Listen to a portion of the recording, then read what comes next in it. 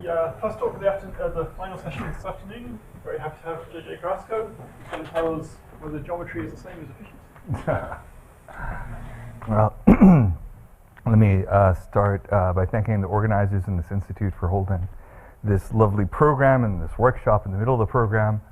And I've already learned a lot from many of you, and I look forward to learning more from those of you I'm just meeting over the next few days.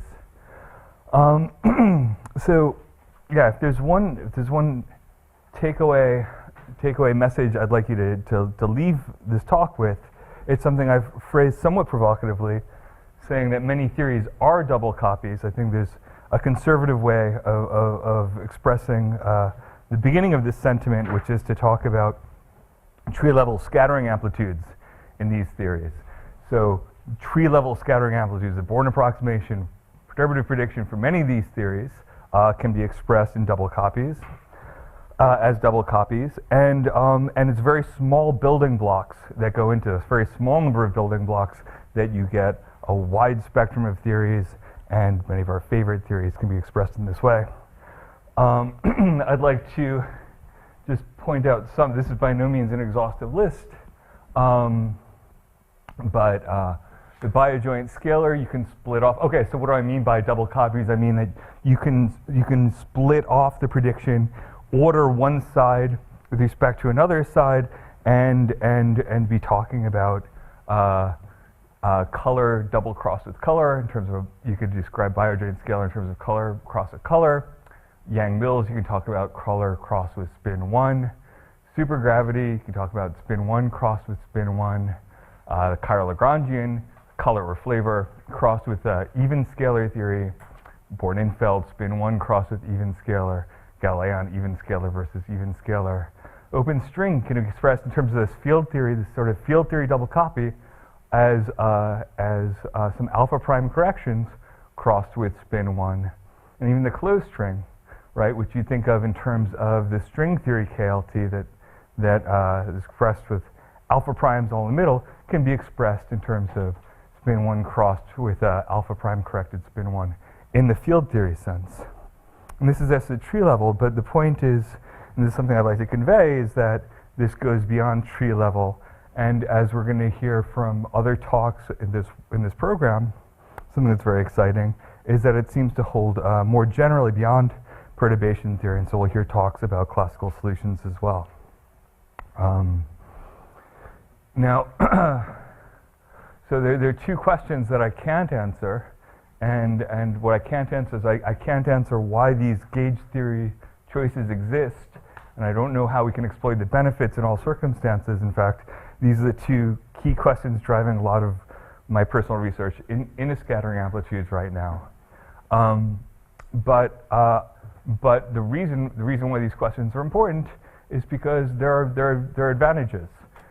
You can exploit, when you can make this double copy structure manifest, you can exploit for technical simplicity in calculation, making predictions.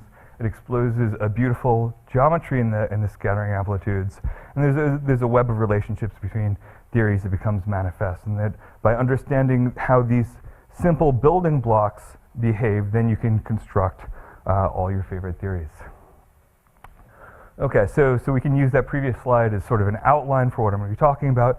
I'd like to motivate with the need for technical simplicity, and this is what I subtitle as the perils of infinite employment prospects. You can ask, do Feynman rules represent a useful solution for making our perturbative predictions to whatever level, Born approximation or loop level, and they're very simple rules that you can write down compact actions and extract off-shelf Feynman rules. But for at line 1, this is the off-shell cubic Feynman rule for 3 gravitons interacting. It's got 171 terms, and there are infinite number of higher multiplicity guys you have to worry about for gravity. If you just take the counting of the 171 terms per vertex and 3 terms per propagator, then you're looking at 10 to the 20 terms for a single 3-loop diagram, 10 to the 26 terms for a 4-loop diagram, 10 to the 31 terms for a 5-loop diagram. But when you actually do these calculations and you work out the types of expressions you can associate with topologies that look like this, the expressions are far more compact and far more tractable and have structure that you can pry apart. And so the vast majority of terms that are showing up in this type of counting, the vast majority of terms that were showing up in the off-shell Feynman rules is unphysical freedom that must cancel. And and so this is one of the secrets that are obscured in the action, is that the right way to calculate is to calculate with on-shell quantities, to only be talking about physical things. When you're talking about something, talk about something physical. And when physical on-shell tree-level amplitudes contain all the information necessary to build all loop-level amplitudes, this is something we learned in the 90s, is that there's a way of perturbatively quantizing your theory using on-shell tree-level information. And at tree-level, physical on-shell 3 vertices contain all the information necessary to build all tree-level amplitudes for at least the non-effective theories that I wrote on the first slide. And there are other recursion relations available for the effective theories I wrote on the first slide. And so with this in mind, we can look back at the cubic vertex and compare with the cubic vertex for gluon on shell. You'll notice this structure where you've got a color factor associated with your Yang-Mills. This is the group theory associated with your gluons, and then you've got a kinematic factor. And the physical graviton 3 vertex is no longer 171 terms, so it's very simple. It's what you get when you just replace this color factor with another copy of the kinematic weight associated with the gluon. And so you can see this as the first example of the tree-level scattering amplitudes relations, known as the Quayle-Lontai relations, which relate on-shell tree-level amplitudes and gravity in terms of color-stripped tree-level amplitudes in gauge theory. Or you can see this as the first example of color kinematics duality, where the kinematic weight, when written in the same form as the color weight, allows you to construct other things. Okay, but this isn't the only problem with calculation. There's another problem that confronts us. Now, as we start to go to higher loops, and we have an automorphic symmetric representation, and we only need to write down 2 graphs for 5.1 loop in the maximally supersymmetric theory. By the time we get to 2 loops, we've got 6, and then we've got a ton as we start to get to 3 loops, right? That we have a complexity growing. In fact, our complexity grows factorially when we want to calculate full amplitudes in these theories. And just to give a feeling for how sharply things grow, I've given a log plot. And so the simplest and most friendly thing is something that scales polynomially. And so you can think of graph isomorphism as a problem that we actually use a lot. And so that hardly scales at all for us. We start talking about graphs that contribute to a given planar order. That's scaling exponentially, and still for us, that's really no problem. What really eats us and what drives home the problem that confronts us when we want to go to the next loop order or the higher multiplicity is a factorial growth, and this is what we have to fight against. So you can have an exponential increase in computer power, but if you don't have a new idea, there's only so far you can go. There's only such a high multiplicity you can get to, only such a high loop order. And so what you're looking for ideas that scale factorially, and this is one such place you can exploit the factorial growth, the factorial power of color kinematics. And this is the point that color and kinematics dance together. This relationship right here is a pictorial representation of a Jacobi identity. It's a Jacobi identity around these edges in magenta, I guess, or lavender or purple. And so this will be probably most familiar if you think about the color structures associated with these graphs. So if this is in a gauge theory, I have FAVCs on every vertex, and the color structure associated with this graph is going to be the color structure associated with this graph, and the color structure associated with this graph But the point is that there's a representation of gauge theory amplitudes such that the kinematic weights, not just the color functions, the kinematic weights obey these same Jacobi identities and the same anti-symmetry properties. And when you find this representation that makes this manifest, then you've got the building blocks that you can use to construct various theories, construct various supergravity theories or Born-Infeld or what have you. All right, so graph by graph.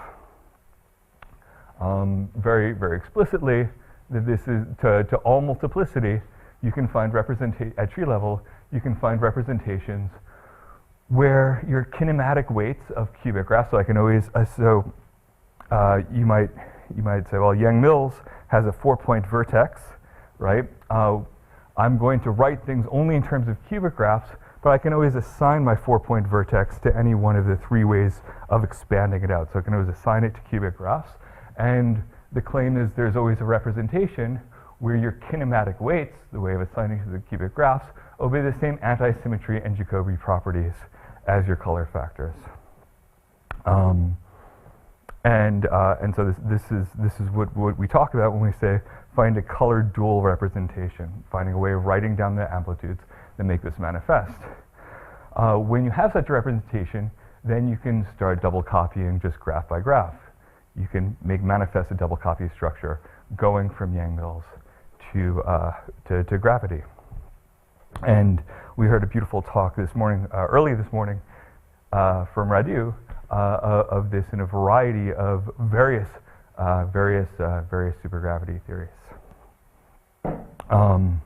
And so if you see a twinkle in Albert's eye, if you look closely, you might see 2 copies of Yang and Mills looking back at you.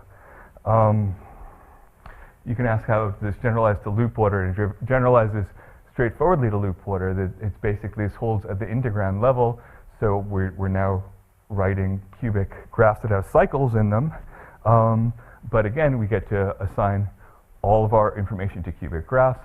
We find a representation where the kinematic weights satisfy the same algebraic properties as a color structure.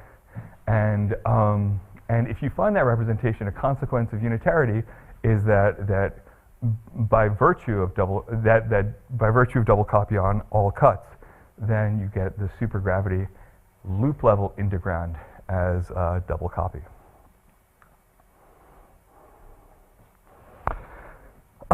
And so this leads to important constraints at tree and loop level for gauge theories. You need a far smaller amount of information to completely specify the theory than you might have expected. You only need the information associated with this one graph via Jacobi identities, which rigidly lock the contributions from the other graphs in terms of this. So just specifying the information associated with this one graph gives you everybody. And once you have in this representation, then you've got the building blocks at that loop order and that multiplicity to talk about a wide variety of other theories double copied from this one. So for 3 loops at 5 points, n equals 4 and n equals 8, when I said, okay, now we've got a ton of graphs, you only need one non-planar guy to specify everybody. For 4 loops, n equals 4 and n equals 8 supergravity, you only need one non-planar guy to specify everybody. So rather than having to swim through this sea of graphs trying to extract physical structure, it turns out that you can start looking at individual topologies as kernels of the information for the theories you care about. In doing this, other properties become manifest. Typically, the UV behavior is easier to analyze. And it was only after we found this representation that we were able to discover integral relations between gauge and gravity theories at the 4th loop order, that if they continue to all loop order would suggest finiteness for the maximally supersymmetric supergravity theory in 4 dimensions. So you can ask, is the problem solved? So we're talking about all our favorite theories. We've got this great tool that lets us calculate.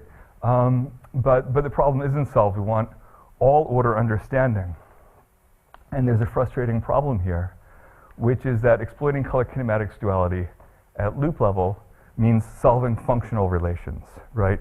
Giving an ansatz to the contribution. So if I want isomorphic, so if I want a representation of the integrand that satisfies automorphic symmetry and Jacobi identities, I need to give a functional form to a topology, and this functional form might show up with different arguments in the linear relations of the Jacobi identities.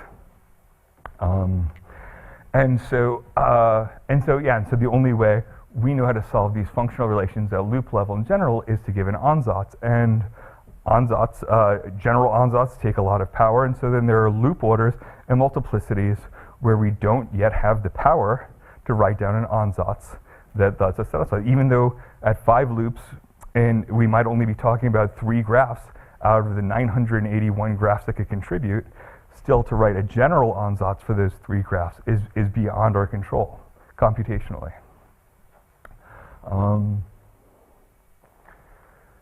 So to talk about, to make it a little clearer what this functional relationship is, or what this problem is at loop level, I'm going to introduce a language which is the graph of graphs.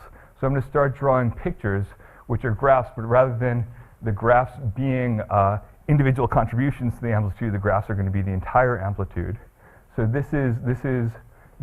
each of these vertexes is a local graph that, when dressed with a color factor, a kinematic weight, and a scalar propagator, and you add them together, gives you a 4-point tree level amplitude.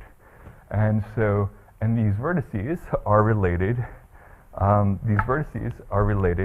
By operation. So I can go from this graph to this graph by an operation on this edge, which I've termed the U-hat operation, that just keeps all the external guys fixed, but changes how they interact. So now orange is interacting with red and green is interacting with purple. Similarly, I could define a T-hat operation that goes from here to here.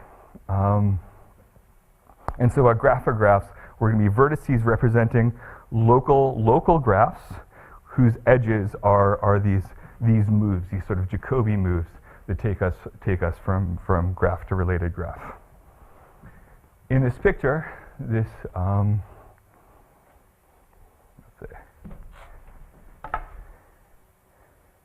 So in this picture, this is what tree level amplitude looks like, and you'll notice that for this vertex, I've got 2 triangles coming out. This is a 5-point amplitude, so it's got 2 propagators. So every vertex has a T-hat and a U-hat operation on it. Every triangle represents a Jacobi. And so what I've done is I've tried to give a different color to every vertex. I realize the resolution may not make it so apparent, but just take as given that every vertex has a different color. So every vertex represents a different independent graph, right? And so all the triangles represent Jacobi identities pushing information around. You can easily solve for the number of, and these are all linear relations, so you can easily solve for the independent numerator, some set of independent numerators that control everything. Right? So but at loop level, as I said, you'll have the same topology appearing with different labels, and if you want something that's automorphic symmetric, that is actually the same function, then you no longer have separate colors. You just have the same color but with different arguments, right? And so trying to solve this, to my knowledge, the only way I know how to solve this is again by giving an ansatz to solve these functional relations. What I'm going to do, and what I'm going to talk about for the rest of this, is an approach to removing these functional constraints, but at the cost of introducing a tremendous redundancy in the amount of information we're talking about. So what I'm going to be giving up is I'm going to be giving up automorphic symmetry by topology, much as we do at tree level, and then we get to reap the same rewards at tree level, which is to solve these things without introducing an ansatz. And so to discuss this, let's first look at what's going on at tree level. And so we're going to expose the geometry in the S matrix. We're going to look at tree level in terms of these graphs of graphs, and we'll see some familiar one skeletons of polytopes showing up. So the bit that is going to be most familiar to anybody who spent a lot of time playing around in planar n=4 super Yang-Mills are going to be the color-stripped amplitudes. Color-stripped amplitudes are the sum over all cubic graphs that maintain the same color ordering. In terms of the operation of graphs between graphs, it's just you take a graph with a particular color order and you apply t hat on all edges until closure. T hat preserves color. This gives you all the contributions to a particular color ordered partial amplitude. And it turns out that these objects are the one skeletons of polytopes called Stashev polytopes or associahedra. All right, so color ordered amplitudes to all multiplicity at tree level can be expressed in terms of the graphs that are these one skeletons of associahedra. Here are all the graphs that contribute to the 5-point scattering amplitude. You might think you need n-2 factorial of these associahedra to describe the full color dressed amplitude, because that's the number of associahedra you need to touch every vertex at least once.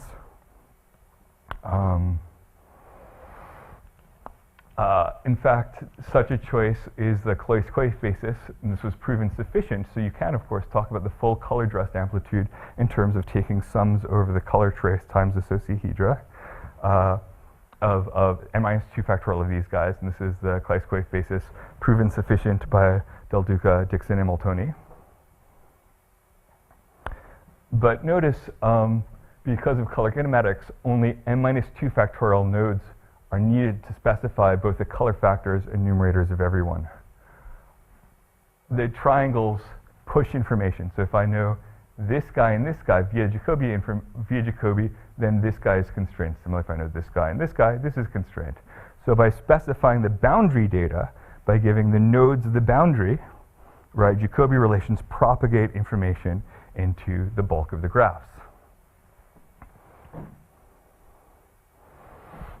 This reduces the set of necessary color-ordered amplitudes, the associahedra, to specify all the information of the tree-level partial amplitude to n-3 factorial. So I only need 2 pentagons, 2 of these color-ordered 5-point amplitudes to specify the information on this boundary, and then Jacobi relations propagate the rest of the information inside. So all the n-2 factorial color-ordered partial amplitudes are in fact, can be written as functions of these two basis pentagons. Okay, so the terminology is that these guys who you can solve the Jacobi relations in terms of we call the masters. And so it turns out the masters can always be chosen to form a one skeleton of a polytope related by U hat on every edge until closure. These polytopes are called permutahedra. And just to take a second to help you see what's going on here. So every vertex here is a cubic graph with 5 and 4 fixed externally, and then the numbers next to the vertex are just the x, y, and z. So the U hat on this edge, the 1, 2 edge, just swaps 2 and 1. Then if you swap 2 and 1 again, you'd end up back here, so you swap 1 and 3. And you go around till closure. So these polytopes are called permutahedra. Good. So we can linearly solve for these m-2 factorial guys, where m is the multiplicity, in terms of the m-3 factorial these. There are less of these than these, but it's linear relations resolving into, meaning that some of these guys, 4 of these guys, can be completely free. There's a generalized gauge freedom. Nothing physical we'd ever calculate would depend on them, as long as the 2 of them the other two are correctly given in terms of this boundary data, these gauge invariant boundary data, and functions of these. Just to see how this goes on. 6 points, color-ordered amplitudes. The associahedra looks like this fellow. The set of masters is given by this guy, the permutahedron, the one skeleton of the permutahedron. To remind you, there are 105 cubic graphs at 6 point, right? But they're all specified in terms of these boundary graphs, right? These boundary graphs right here, the red, are these master graphs that are fixed, and you only need 6 of the associahedra in order to fix them. Yeah, and so just to give you a sense of the numbers, so it goes, the number of cubic graphs that show up are 2n minus 5 double factorial. I only need n minus 2 factorial of these guys to completely specify all that information, and those are given by n minus 3 factorial of these guys. So the gauge invariant building blocks that speak to the data of the theory, that tell me what theory I'm talking about, I can describe in terms of associahedra. These in turn give me permutahedra via linear functions of them, and via that I can specify everybody. And it's this pattern, this idea of using gauge invariance that, so we're going to impose Jacobi, express that in terms of gauge invariance, solve for the masters in terms of those gauge invariance, and then reconstruct everybody. That's what we're going to impose at loop level. And in order to do so, as I said, we're going to give up automorphism symmetry. And a way, I think it's very concrete to be able to see how this works is to warm up by doing color kinematics on cuts, on unitarity cuts. These are gauge invariants that exist at loop level, at the integrand of loop level. So I'm going to talk about a color dressed cut or a full cut. Okay, and I'm going to show a 4 tree, a 4 tree, a 3 tree, and a 5 tree. And this is going to give me a gauge invariant slice into what the integrand associated with this loop level has to say. And no choice about how I represent the integrand can affect its contribution to this cut. So cuts are gauge invariant. In terms of, I can talk about the graphs that contribute to this cut in terms of indexes into the graph that contributes to this guy. So the triangle of graphs that contribute to the 4-point A, the triangle of graphs that contribute to the 4-point B. Only one graph, right, contributes to C, and then the 15 graphs contribute to my 5-point D. Right, so that's how I can index all the different cuts, sorry, all the different graphs that are going to contribute to this cut. An individual graph's contribution, say this particular guy in A, this particular guy in B, this particular guy in C, this particular guy in D, right, will combine to this topology. Now, already on cuts, what we're going to do is we're going to give up a certain amount of automorphism invariance in order to solve this linearly without introducing an ansatz. And this should make it very clear. These two graphs, right, are related by relabeling. I just swap 3 and 4, right, to get from this graph to this graph, right? But I'm going to treat these graphs as distinct. They exist distinctly, so they're all the same. So all their contributions from A, B, and C are the same. What's different is their contribution from D, right? That legs 3 and 4 swapped. Those will be different graphs in this in the 5-point amplitude, right? And so I'm going to treat them separately, and what I can do is in the set of all the graphs that I get from to this color dressed cut, all the graphs that contribute, I can identify linear Jacobies by acting t hat and u hat on every uncut edge. So every edge that's sitting within here. That just moves me around all my separate things that are indexed in A, B, C, and D.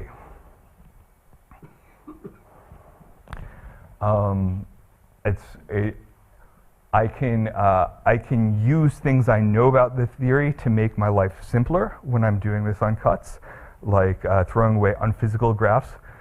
For the maximally supersymmetric theory, I can throw out graphs that have subgraphs that are one-loop triangles or one-loop bubbles or tadpoles. So out of all these, only 92 cut graphs contribute to the maximally supersymmetric color-dressed cut. And all of these cut graphs are specified by 8 masters. So the guys in red, if I know those, then Jacobi relations propagate their information out to everybody. So I have the entire cut given in terms of these eight cut master graphs.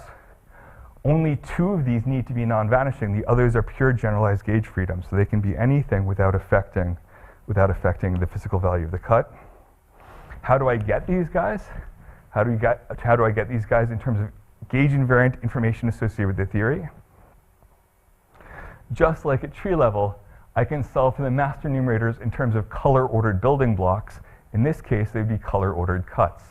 So what I'll do is I'll take each of these guys, fix a color order associated with its contribution to the cut, and only expand along the associahedra associated with that color order. So instead of a triangle of graphs contributing to this guy, I have a line of graphs. I only have 2 graphs that contribute to this color-ordered cut. I only have 5 guys contributing to that color-ordered cut. Just like at tree level, I can solve for the master numerators in terms of these color-ordered building blocks, these color-ordered cuts.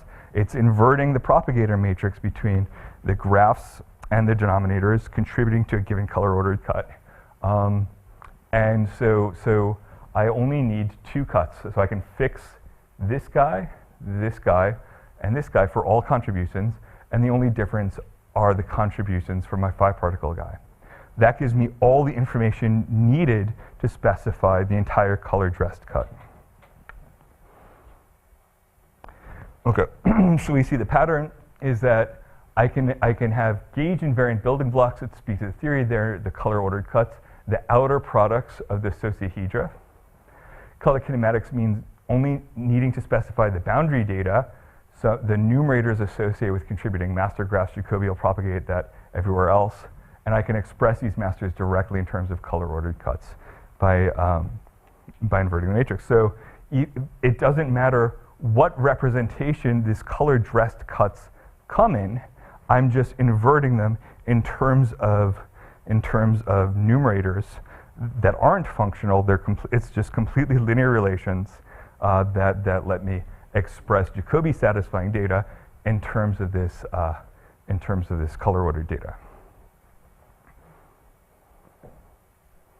Okay, and so now we can see how this is going to generalize to loops. I call it a pre-integrand because it's got the wrong symmetry factors to be the integrand, but there's a mapping to go from the expression I'm going to show you to the thing you want to integrate. But again, it's as I said, the strategy is to relax isomorphism, but now you can achieve multi-loop color kinematics off-shelf without an ansatz. So we're going to introduce multi-loop objects, pre-integrands, that will contain cut information manifestly, not functionally, meaning you can take these guys and just multiply by the inverse propagator, take the limit to 0, and that gives you the cut data. You can decompose into color strip polytopes, just like at tree level or on cuts. You introduce sufficient graphs to cover all labelings, and each graph appears linearly with fixed labels, so you can solve the Jacobies linearly without introducing an ansatz. Okay, so what are these guys? So if I'm going to talk about the L-loop M-particle pre-integrand, I'll take all 2L plus M point tree graphs, distinct tree graphs. identify the 2L external legs with plus or minus independent off-shell loop momenta labels, L1 minus L1, minus LL, LL. And so my color-dressed pre-integrand is simply the sum over the kinematic weight, color weight, and propagator associated with those graphs. But what these things are doing is they're distinctly labeling every way that information, every way that I could label the internal edges of my multi-loop graph. Similarly, I can color strip and talk about color ordered pre-integrands. And so these will be the sociohedra. And what we're going to do is impose Jacobi, so express all of these guys in terms of the permutahedron set of masters, and then just invert the propagator matrices here to express those numerators, those master numerators in terms of the sociohedra. Okay, so let's recall 6 loops. These are the set of masters. These are all the ways of permuting x, y, and z while holding 5 and 6 fixed, right? So I had 3 options on edges to apply use to, so each of these guys has 3 vertices coming out. It turns out at 6 points, as I said before, that these masters were fixed by 6 of these sociohedra. Now we can talk, interestingly, that the pre-integrands of loops, instead of calling this label 5 and this label 6, we'll just call this label minus L and this L as a way of knowing where to join things. This is going to be off-shell momentum, not cut momentum. Okay? And so we see that the set of masters here is just the same. It's just all the ways of permuting W, X, Y, and Z. I don't get to apply Jacobi on my privileged leg L, but I get to apply Jacobi everywhere else. And I have this permutahedron. So these are the set of masters. The non-masters are guys I get from Jacobiing, sorry, by applying T hat off of this, right? So expressed as a Jacobi as a relationship between masters. And similarly, these go to guys whose information is completely specified by this. You'll notice that so this is a T hat operation on this edge, just as this is a T hat operation on this edge. Any given building block, these color ordered pre-integrands will be comprised of all one-loop graphs labeled appropriately to the color order. So you take any graph that's appropriate to the color order and apply T hat on all non-privileged edges until closure. And this gives you all the graphs that contribute to any given color ordered pre-integrand. I can dress this with off-shell information that I've gotten however I have. So I don't need to start with a Jacobi satisfying representation. Any representation that satisfies all cuts, whether I've arrived at with unitarity or recursion, it doesn't matter. This is just going to be the boundary data that I need to specify the information I'm shuffling around and assigning to the master numerators in a way that's consistent with all cuts. I demand that the entire graph satisfies Jacobi for this new representation and then solve for numerators in this representation. So just some examples. For the maximally supersymmetric theory at 4.2 loop, you only need planar and non-planar graphs, that these two topologies, and then permutations of all labels. Jacobi relations reduce all numerators to a linear combination of 2 functions, 2 asymmetric master graphs that happen to be this and this. N equals 1, a 1-loop 4-point example. There are 7 off-shell masters, so you consider 7 color-ordered pre-integrands. I'm not drawing the integrands, I'm just giving numerators and denominators. The labels don't particularly matter. This is just the fact that you have, a number of different graphs that can contribute. I can express in terms of 7 masters. All right, so these are their numerators, just re-expressed using Jacobi in terms of the 7 masters. I can invert off-shell, and this is where you see something very different than doing this on the cuts. I've got 7 independent color orders in the pre-integrand, as opposed to if I was actually talking about a cut. If this L was on shell, I would only have six of these guys, right? As you'll recall from the n-3 factorial independent at tree level. After Jacobi, now I have a color kinematic satisfying representation at loop level that I've arrived at without an ansatz, but I've introduced a massive redundancy of graphs. The graphs that look topologically the same are in fact quite different. They care about the labels where I've put my privileged loop momentum. My asymmetric graphs can have Jacobis imposed on all edges but those privileged edges. And this is a conjecture, is that this is sufficient for double copy to hold.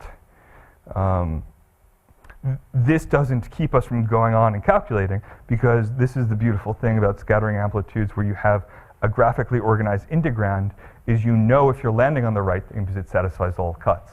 So at present, the prescription is after you've done this and you've double copied to build appropriate gravity amplitude, you check it on a spanning set of cuts by symmetrizing to a symmetric functional representation. I've explicitly verified this in a few cases. I'm exploring a constructive all-multiplicity one-leaf proof now. A natural question is, what about restoring symmetry? This operation I've suggested is doable, and it has a provable complexity bound, but it's expensive. I've included this massive redundancy. Whereas, as I showed earlier, that if I have an automorphic symmetric Jacobi satisfying representation, I only need one function at 4.4 loops to specify everybody, right? Not this spray of graphs. So along these lines, Johannes Brodel and I tried to make tree level as complicated at loop level, and so the idea is that if I have an automorphic representation at tree level, all I need is a function for one graph, right? Not n-3 factorial. All I need is a function associated with the half-ladder topology, and then permutation of the labels and Jacobi away from this specify everybody. So instead of needing this big complicated red boundary, I just need one function, this imposes functional relations, and so you can solve it the same way you do at loop level, with giving an ansatz and exploring. And so we played around that for a little bit. Fortunately, other people kept playing around it and proved constructively to exist at tree level to all multiplicity. So Bo and friends and Stephen Nikulich showed that to all multiplicity at tree level, there is a functional representation, automorphic symmetric Jacobi satisfying representation. And Steve gave a explicit construction. So if you had a non-symmetric representation, Jacobi satisfying representation, you can symmetrize to get your functional one. So you can compress all the information you've gathered to this one function. Now, if you look at this, right, and so this type of thing naturally generalizes to cut level, and because the scattering amplitudes and their cuts obey these Jacobi relations on residues, you can always find a representation like this that's local. So it looks like there's a path forward to local symmetric, automorphic symmetric Jacobi satisfying representations without ansatz, just in terms of gauge invariant data. But maybe if you look at this expression, I should explain what this is. This is a permutation group, right? So what's snuck in here is a sum over permutations, right? So this construction goes factorially, right? So this is still an expensive problem. So if I'm not jumping up and down right now, it's because of this guy right here. But okay, so let me summarize where I am. I've presented a path forward to color kinematic satisfying representations without an ansatz. But this way forward involves increasing the redundancy of graph descriptions, there's no free lunch. But at least it's a bounded complexity problem as opposed to there exists some function that satisfies all Jacobis, that satisfies all cuts. You can bound that complexity problem by demanding locality. But that also is very expensive. My hope is that what I've talked about should be a springboard to a description that starts collapsing the redundancy. We know it's possible in many situations. It's certainly, I think, a way of recycling formal all-multiplicity tree-level insight into all-multiplicity loop-level insight. It's a vehicle to get more color kinematic data at lower loops, higher multiplicity in theories with less supersymmetry. And I'm happy to help any of you with your favorite theories play these games.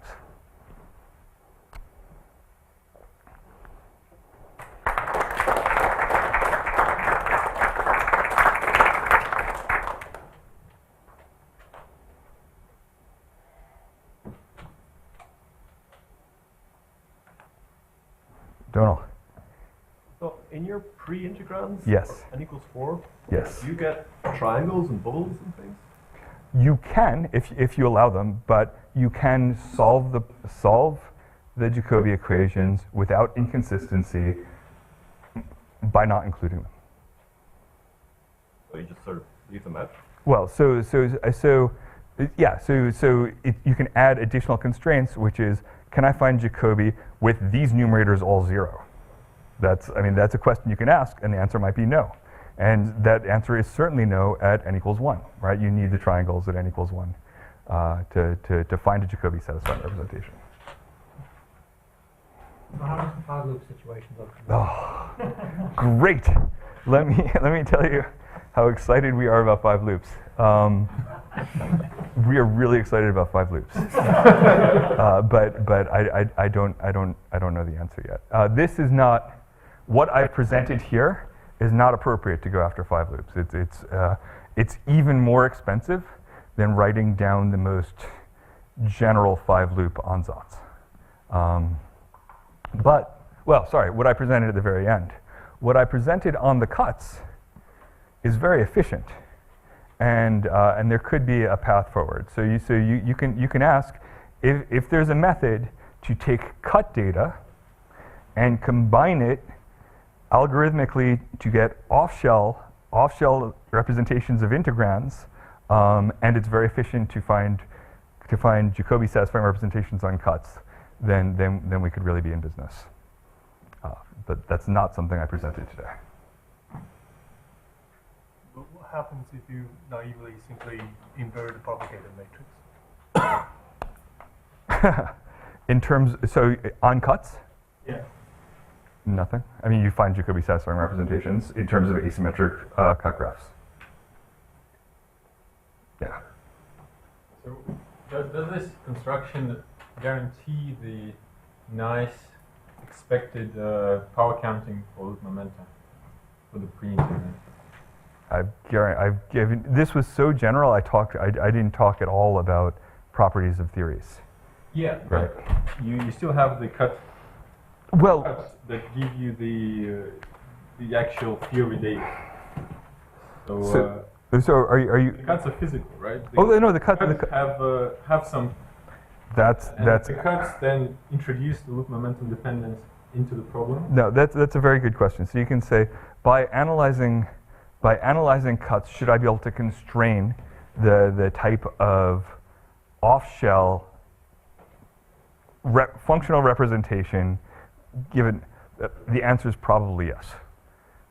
You can certainly constrain what each contribution to every cut is, right? But you can imagine situations where the only way to describe that functionally involves stuff that vanishes on cuts, right? If there was a simple analysis to go from broad cuts to loop level to off-shell multi-loop scaling, we'd have been able to answer the finiteness question a long time ago, right? And independent of Jacobi or anything else, right? So we always had access to Quail and Tai for just tree level things, and CalT plays friendly with sums over states to get double copied gravity amplitudes or cuts, double copied gravity cuts. But it's so you can find suggestive things on cuts. I can tell you lots of friendly things about supergravity behavior in cuts, but that I don't think that will satisfy anybody. I'm not even talking about supergravity. I'm talking about the case without supersymmetry, for which we know that the nicely symmetric VCJ construction gives. Well, yeah. So you guys found a spectacularly loop momentum rich representation. Yeah. No, it's a beautiful. Beautiful. But if you imagine that there exists a pre-integrand for this, right? With nice loop momentum dependence, and then you want to go to the symmetry preserving one by doing this this summation over permutations, then in principle the loop momentum dependence. I think we've got a lot to talk. Maybe we should talk offline now. It sounds I like. It sounds like you've got ideas. So that sounds great. Oh, Emil. I just want to ask you, so when you construct the answers, how do you do it explicitly? I mean, in terms of what? Like. Oh, so which isn't what I talked about, but you're saying generally when I go. Well, depends on the theory. So let's say we want to talk about a nonlinear sigma model, right? So this satisfies color kinematics. Now you're familiar with pion chiral Lagrangian only having 4-point vertices, but you can always write this in terms of cubic graphs, right? And so at tree level, you take the power counting of the theory, right?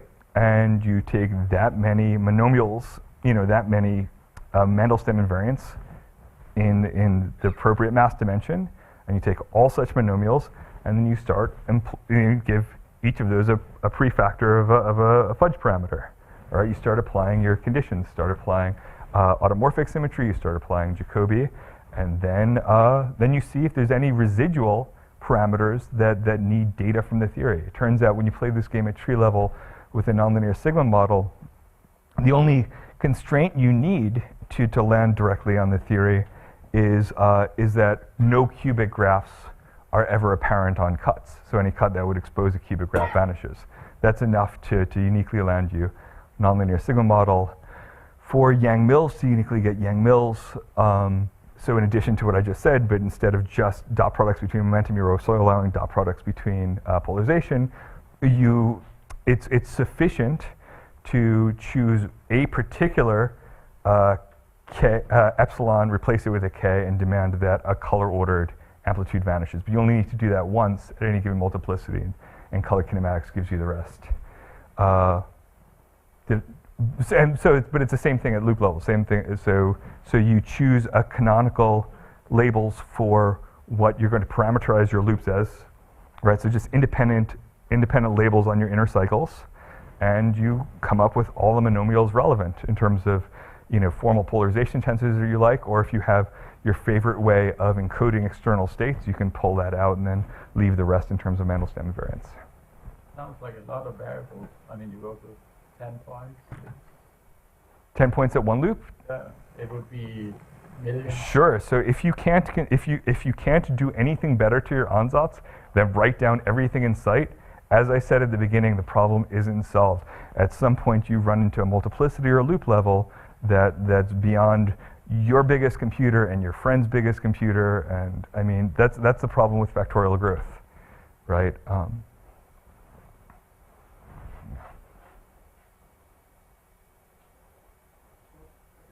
Let's thank JJ again.